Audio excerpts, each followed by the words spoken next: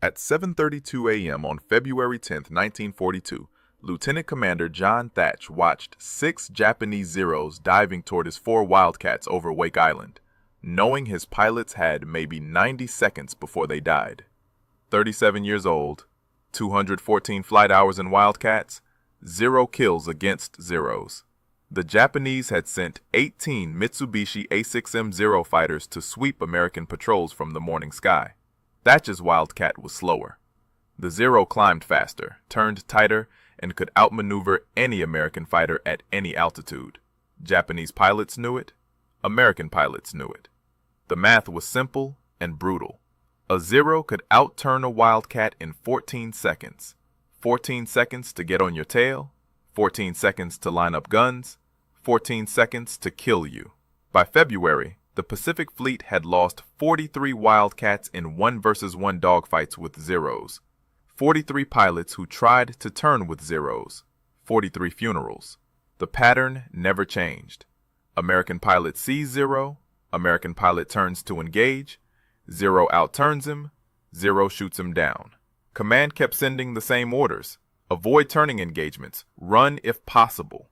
But running meant abandoning other pilots. Running meant letting Zero strafe your buddies while you fled. Thatch commanded Fighting Squadron 3. 4 pilots, 4 Wildcats, 4 men who trusted him to keep them alive. But he had no answer for the Zero's turn radius. No answer for its climb rate. No answer except watch good men die. 3 days earlier, Thatch had sat in his quarters at Naval Air Station San Diego staring at a pack of matches. His wife had sent them in a care package. 20 wooden matches in a thin cardboard box. He'd been thinking about the Zero problem for weeks. How do you beat an enemy who can outturn you? How do you survive when the enemy is faster, more agile, and flown by pilots with 2 years of combat experience? Thatch picked up 2 matches, held them parallel. Then he moved them in opposite directions, weaving them past each other.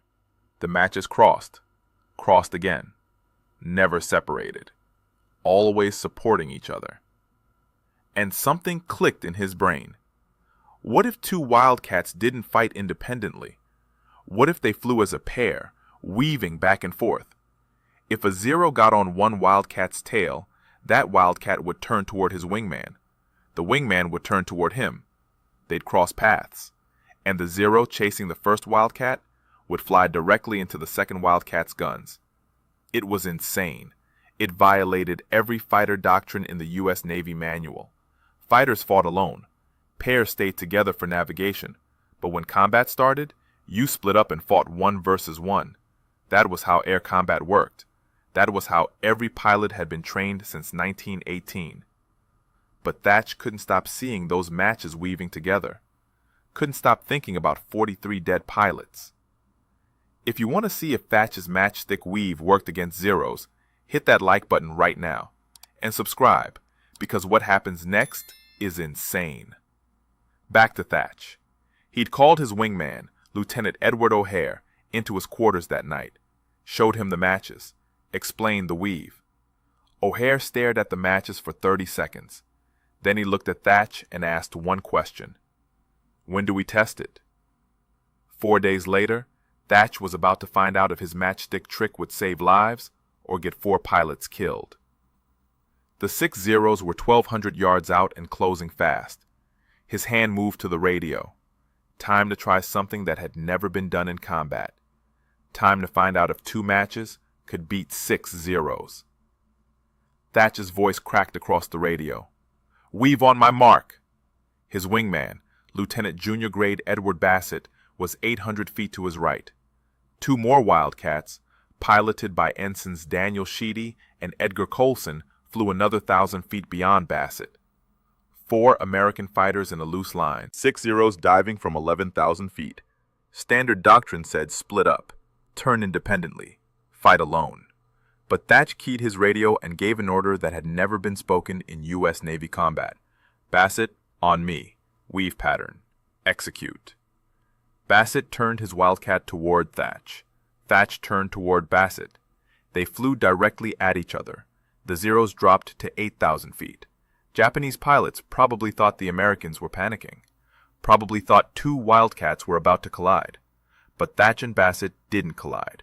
At 400 yards, both pilots banked hard. Thatch pulled left. Bassett pulled right. They crossed paths with 200 feet separation. Then they kept turning, coming around to cross again, a figure-8 pattern. Two aircraft weaving back and forth like those matches on Thatch's desk. The lead Zero pilot picked Bassett, committed to the tail chase, closed to 600 yards. Standard Zero tactic.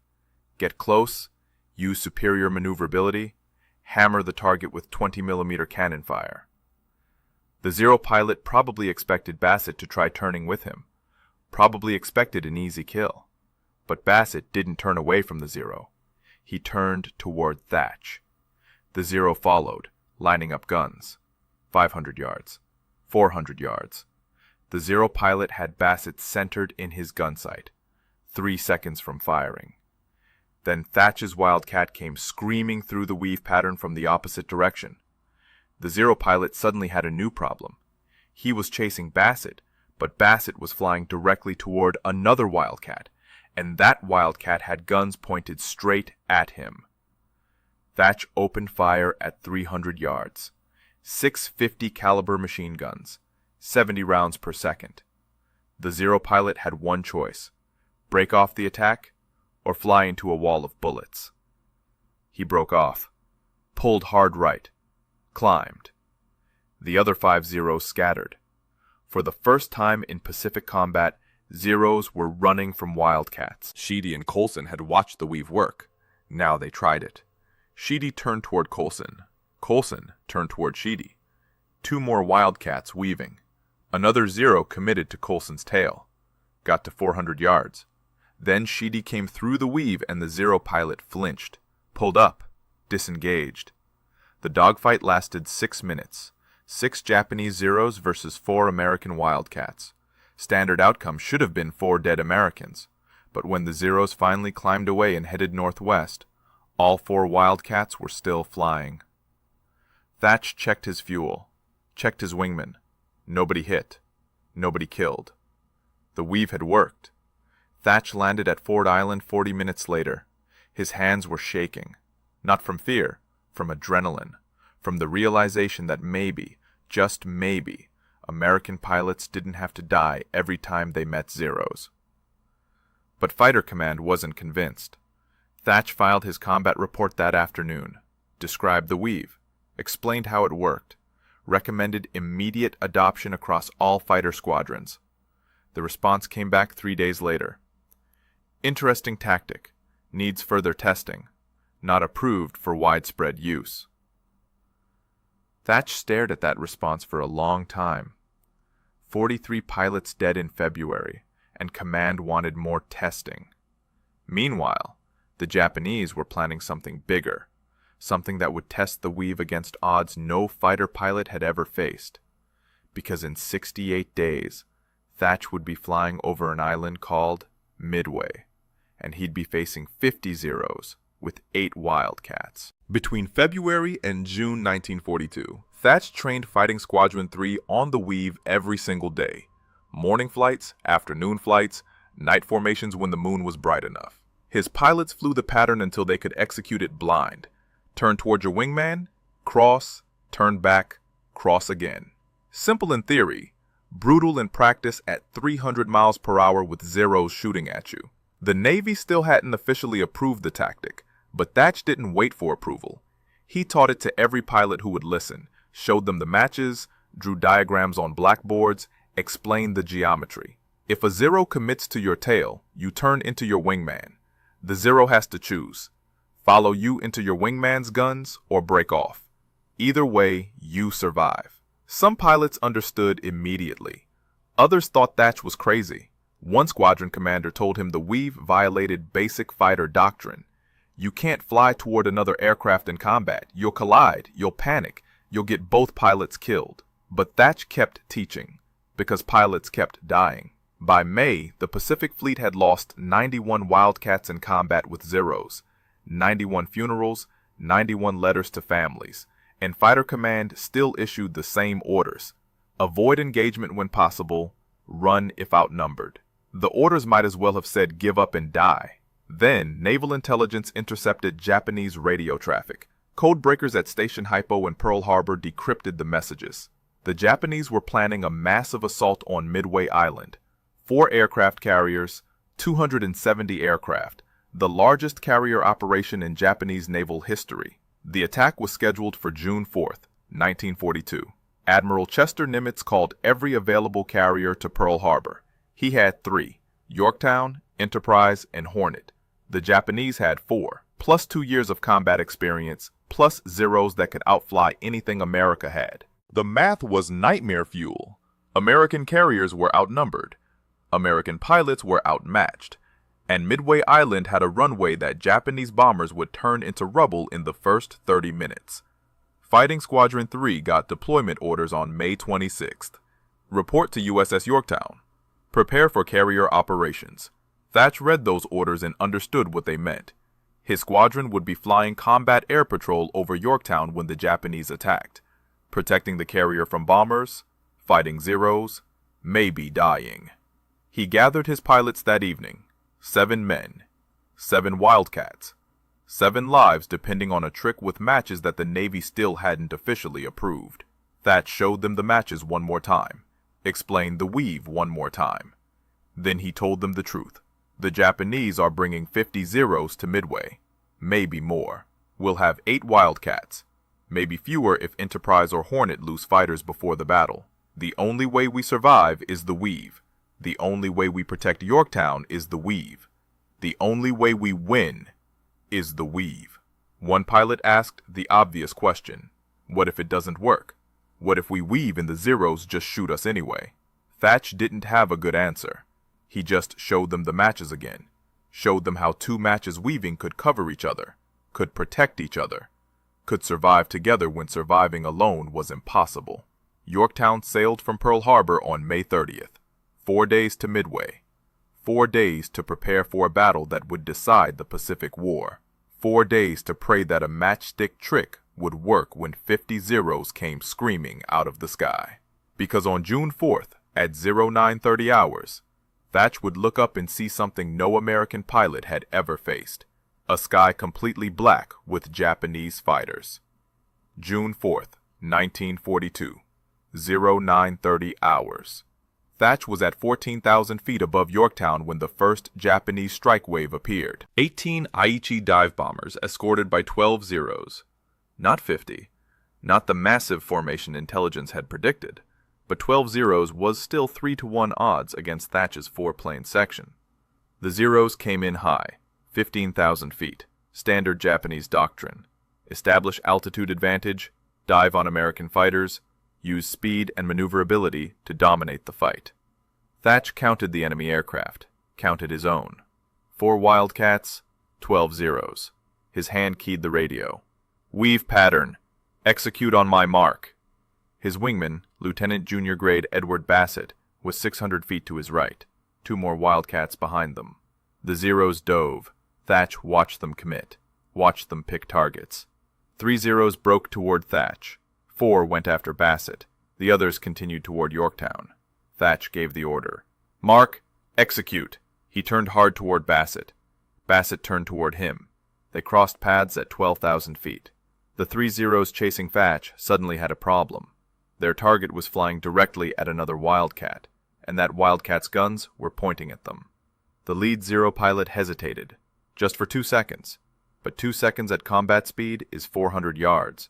Thatch came through the weave and opened fire. 50 caliber rounds ripped through the Zero's engine cowling. The Zero rolled left, trailing black smoke, fell away. Thatch's first Zero kill. But the other 2 Zeros didn't break off. They'd seen the weave, understood the pattern, and they adapted. Instead of committing to Thatch's tail, they split. One went high, one went low. They tried to attack from different angles, forced Thatch to choose which threat to counter. Thatch pulled into a climbing turn toward the high Zero. Bassett broke toward the low Zero. The weave pattern fractured. For 6 seconds, both Wildcats were fighting independently, exactly what Thatch had tried to avoid. The high Zero got guns on Thatch at 800 yards. 20mm cannon fire walked up Thatch's left wing. 2 rounds punched through the wing root. One went through his cockpit canopy 3 inches from his head. Thatch felt the shockwave, felt aluminum fragments hit his flight suit, kept turning. Bassett called over the radio. "I'm hit! Repeat, I'm hit!" Thatch looked left. Bassett's Wildcat was trailing white smoke. Coolant leak. Maybe worse. The low Zero was still on his tail, hammering him with machine gun fire. Thatch made a choice. Abandoned his turn toward the high Zero, dove toward Bassett. The weave had broken, but the principle still worked. Get between your wingman and the threat. Thatch came down on the low Zero from 7 o'clock high. 600 yards. 500. 400. He opened fire. The Zero exploded. Pieces of wing and fuselage tumbled through the air. Bassett's Wildcat was shaking, losing altitude. He called over the radio. "Engine's overheating. I'm heading back to Yorktown." Thatch told him go. Told the other 2 Wildcats to escort him. That left Thatch alone at 11,000 feet with 10 Zeros still in the sky. The weave worked with a wingman. Without a wingman, Thatch was just another Wildcat pilot trying not to die. He turned toward Yorktown, started descending. 3 Zeros saw him, turned to intercept. Thatch looked around for friendly fighters, saw 4 Wildcats from another squadron 3 miles east, too far to help. The 3 Zeros were closing. Thatch had no wingman, no weave, no options except run. But running meant leading Zeros toward Yorktown, leading them toward the carrier his squadron was supposed to protect. He keyed his radio, called for help, told the other Wildcats he was engaging 3 Zeros solo, told them if the weave worked, they'd see proof. If it didn't work, tell his wife he loved her. Then Thatch turned his Wildcat toward 3 Zeros and prepared to test whether a matchstick trick could save one pilot's life. Thatch was at 9,000 feet when the 3 Zeros reached firing range. He was alone. No wingman to weave with. No support. But he'd spent 4 months thinking about the weave. 4 months understanding the geometry. And he realized something. The weave didn't require 2 aircraft. It required 2 points in space. He turned hard right, then immediately reversed left. Sharp, angular turns. Not the smooth turning fight Zeros expected.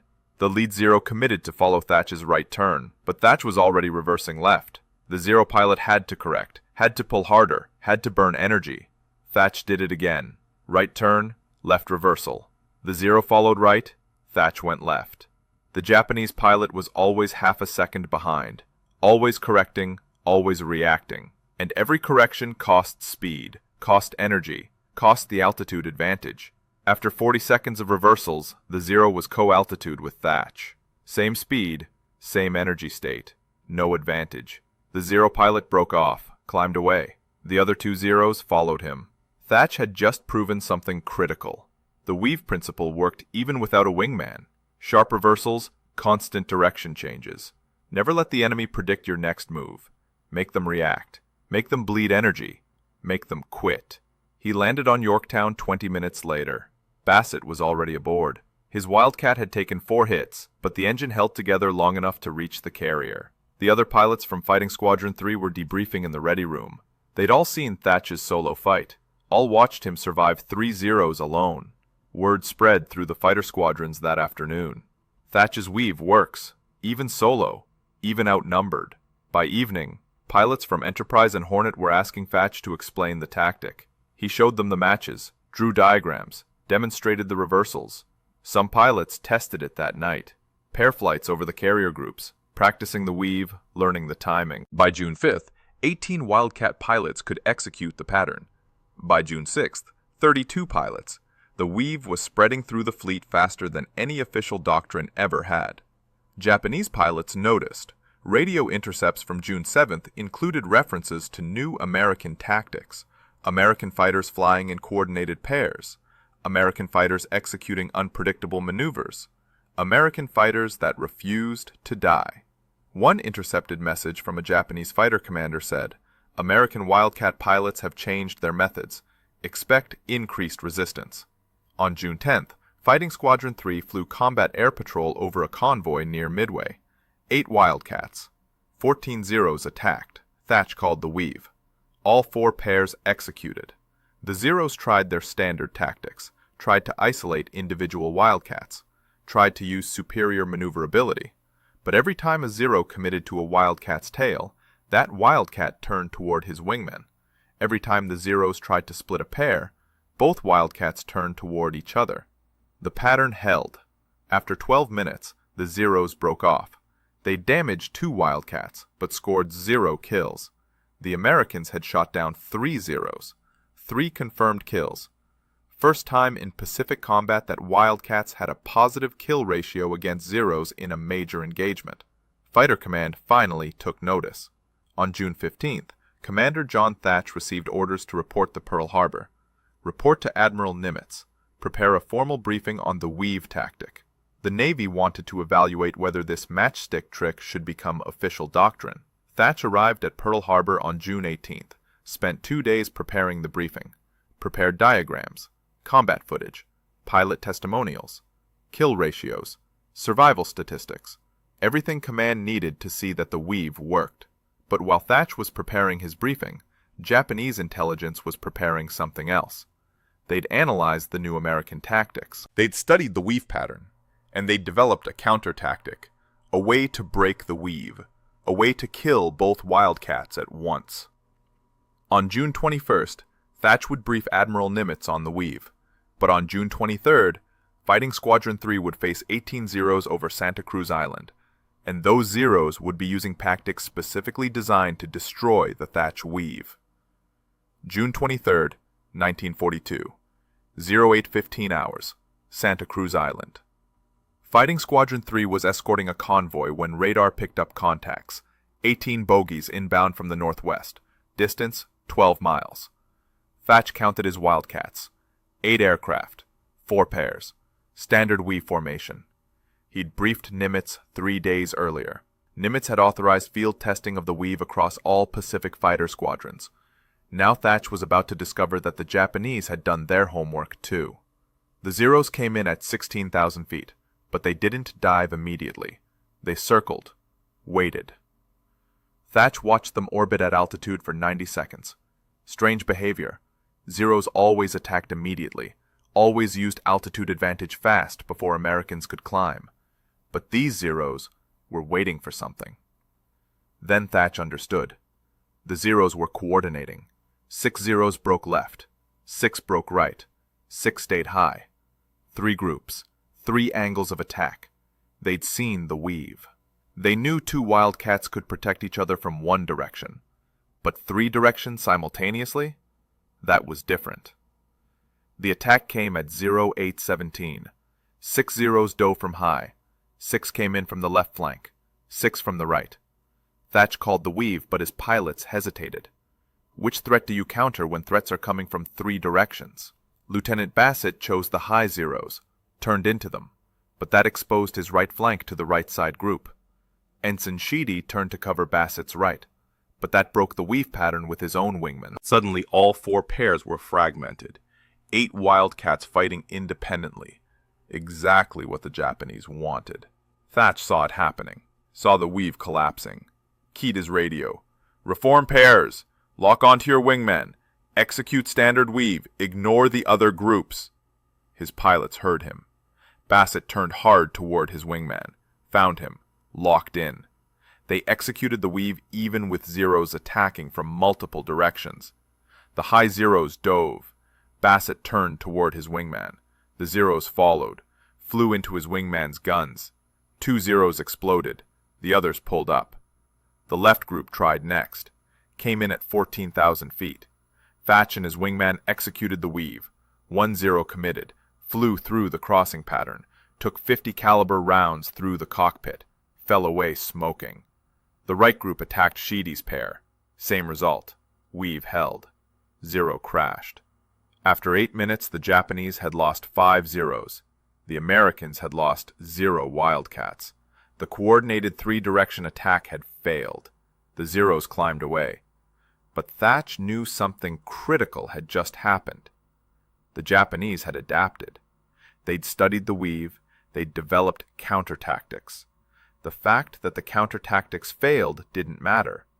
What mattered was Japanese command was taking the weave seriously.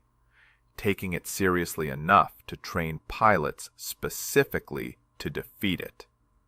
That evening, Thach filed a combat report, described the three-direction attack, described how the weave held even under coordinated assault, recommended immediate, widespread adoption. No more testing, no more evaluation. The weave worked against standard tactics. It worked against adapted tactics. It worked, period. The report reached Admiral Nimitz on June 25th. Nimitz forwarded it to Admiral King, Commander-in-Chief of the U.S. Fleet. King read it. Read the kill ratios. Read the survival statistics. 0 American losses. 5 Japanese losses. 8 Wildcats versus 18 Zeros. On June 29th, Admiral King issued Fleet Order 41-1942. All fighter squadrons in the Pacific Fleet would immediately adopt the Thach weave as standard combat doctrine. Mandatory training for all pilots, mandatory execution in all engagements. The Matchstick trick was now official U.S. Navy tactics, but orders from Washington took time to reach every squadron, time to train pilots, time to practice the pattern, and the Japanese weren't waiting. On July 7th, over Guadalcanal, 32 Zeros would attack 12 Wildcats from 6 different squadrons. Some squadrons knew the weave, some didn't, and the ones that didn't would learn the hard way why Thach had been teaching matches for 5 months. July 7th, 1942, Guadalcanal. 12 Wildcats from 6 different squadrons flew combat air patrol over Henderson Field. 4 pilots had trained on the Thach weave, 8 had not. At 11:20 a.m., 32 Zeros appeared from the north. The 4 pilots who knew the weave immediately paired up, executed the pattern. The 8 who didn't know it fought independently, traditional 1 versus 1 dogfighting. 22 minutes later, 6 Wildcats were shot down. All 6 were pilots who fought independently. The 4 pilots using the weave survived without damage. They claimed 7 zero kills between them. Admiral Halsey read that combat report and immediately issued orders. Every fighter pilot in the South Pacific would learn the Thach weave within 2 weeks, no exceptions. Training programs started on July 10th. Thach flew to Guadalcanal, spent 3 weeks teaching the weave to every squadron on the island. Morning briefings, afternoon flight training, evening debriefs. He showed pilots the matches, drew the diagrams, flew demonstration patterns. Some pilots learned in 2 days, others needed a week, but every pilot learned. By August 1st, 96 Wildcat pilots could execute the weave. By September 1st, 214 pilots. The tactic spread from the Pacific to the Atlantic, from carriers to land bases, from Wildcats to other aircraft types. P-38 Lightning squadrons started using it, P-40 Warhawk squadrons. Even some bomber formations adapted the crossing pattern for defensive purposes. The results were immediate and dramatic. In June 1942, before the weave became doctrine, American fighters had a kill-to-loss ratio of 0.4 to 1 against Zeros. For every 10 American fighters lost, Americans shot down 4 Zeros. By October 1942, after widespread weave adoption, the ratio was 2.1 to 1. Americans were shooting down 2 Zeros for every Wildcat lost. Japanese pilots hated it. Radio intercepts from September showed Japanese squadron commanders warning pilots about the American crossing pattern. Do not commit to tail chase. Do not follow American fighters into their wingman's guns. Disengage if Americans execute coordination tactics. But disengaging meant losing the fight, meant letting American fighters protect their bombers, meant giving up air superiority. The Zero was still faster and more maneuverable than the Wildcat, but speed and maneuverability meant nothing if you couldn't get guns on target, and the weave made it almost impossible to get guns on target. By January 1943, the Thach weave was standard doctrine across all U.S. fighter squadrons. Army Air Force adopted it, Marine Corps adopted it, British Royal Navy pilots started learning it for their carriers. The tactic that started with 2 matches on a desk in San Diego had become the foundation of Allied fighter doctrine. Thach received the Navy Cross in February 1943. The citation read, "For extraordinary heroism and distinguished service in the development of fighter tactics that have saved numerous American lives and contributed significantly to the success of U.S. naval aviation operations." But Thatch didn't care about medals. He cared about numbers. In the 6 months before the Weave, the Pacific Fleet lost 137 Wildcats in combat with Zeros. In the 6 months after the Weave became doctrine, the fleet lost 41 Wildcats. 96 pilots who came home, because 2 matches could cross paths. Fighter Command assigned Thatch to training duty in March 1943, pulled him from combat operations, sent him back to San Diego to teach the Weave to new pilots. He hated it, hated being away from the fight, but Command told him he was more valuable as an instructor than as a combat pilot. More valuable teaching the trick than using it. Thatch trained pilots for 18 months. Taught the Weave to over 800 naval aviators. Every one of those pilots took the tactic to combat. Every one of them survived situations they shouldn't have survived. And every one of them told other pilots about the commander who saved their lives with matchsticks. The war ended in August 1945. Thatch was 40 years old. He'd flown 73 combat missions, scored 6 confirmed kills, received the Navy Cross, 2 Distinguished Flying Crosses, and 3 Air Medals. But none of that compared to the number that mattered. Over 2,000 American pilots survived the war because they knew how to weave. After the war ended, Thatch faced a choice: stay in the Navy or return to civilian life. His wife wanted him home. His children barely knew him. He'd been gone for 4 years. But staying in the Navy meant continuing to teach, continuing to save lives. What would a man who saved 2,000 pilots with matchsticks do when the shooting stopped? John Thatch stayed in the Navy. He couldn't walk away from teaching, couldn't walk away from pilots who needed to survive. He spent the next 27 years training fighter pilots, developing tactics, saving lives without firing a shot. The Navy promoted him to commander in 1946, captain in 1952, rear admiral in 1960. He commanded carrier groups during the Korean War, never flew combat again, but his pilots did, and every one of them knew the Weave. Korean War fighter pilots called it the Thatch Weave, officially. No other tactic in military history carried a pilot's name while he was still alive. During Vietnam, the Weave evolved.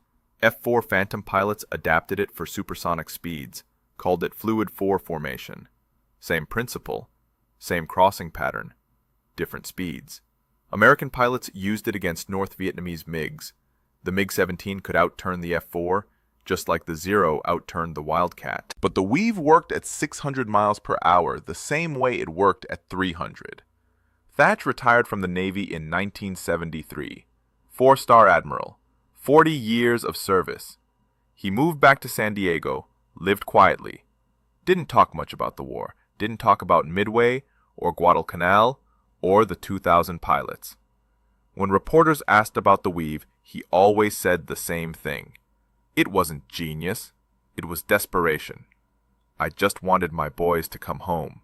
Fighter pilots never forgot him. Every year on February 10th, the anniversary of the first Weave combat test, naval aviators from around the country would call Thatch, thank him, tell him stories about how the Weave saved their lives, or their wingman's life. Thatch listened to every story, remembered every name. The Navy named a building after him in 1981, Thatch Hall at Naval Air Station Pensacola, fighter pilot training facility. Every naval aviator who earns their wings walks past a bronze plaque with Thatch's face and 3 words: innovate, adapt, survive. Thatch died on April 15, 2001, 86 years old. His funeral at Arlington National Cemetery drew over 300 naval aviators. Many were in their 70s and 80s, men who'd flown Wildcats in 1943, men who'd flown Phantoms in 1967, men who'd flown Hornets in 1991. All of them alive because one commander thought about matchsticks. Today, the Thatch Weave is still taught at every fighter pilot school in the United States military. Navy, Air Force, Marines. Modern versions adapted for stealth fighters and beyond visual range combat. But the principle never changed. 2 aircraft protecting each other, turning toward each other, crossing paths, surviving together. The National Naval Aviation Museum in Pensacola has Thatch's original pack of matches, preserved in a glass case next to a model F4F Wildcat. The label says Lieutenant Commander John Thatch used these matches to develop the tactical innovation that saved over 2,000 American pilots during World War II. School groups walk past that case every day. Most don't stop, but fighter pilots always stop. They look at those matches. They understand. If this story moved you the way it moved us, do me a favor, hit that like button. Every single like tells YouTube to show this story to more people. Hit subscribe and turn on notifications. We're rescuing forgotten stories from dusty archives every week. Stories about pilots and commanders who saved lives with matchsticks and courage. Real people, real heroism. Drop a comment right now and tell us where you're watching from. Are you watching from Texas, Germany, Australia, Japan? Our community stretches across the entire world. You're not just a viewer. You're part of keeping these memories alive. Tell us your location. Tell us if someone in your family served. Just let us know you're here. Thank you for watching, and thank you for making sure John Thatch doesn't disappear into silence. These men deserve to be remembered, and you're helping make that happen.